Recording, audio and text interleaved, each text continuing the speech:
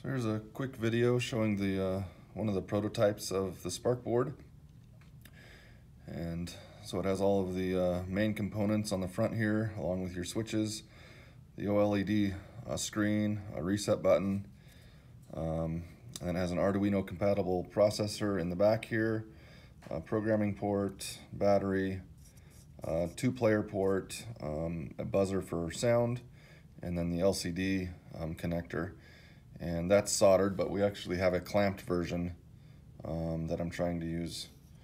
And so we just got a simple block falling game here, and we can press a button to start, and it's got some audio, and then we can play this little game.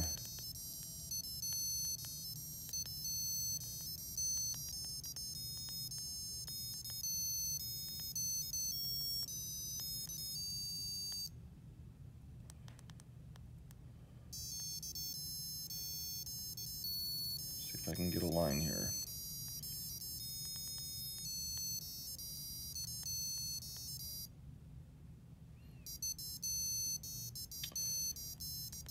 So that's it. Let me know what you think. Thanks.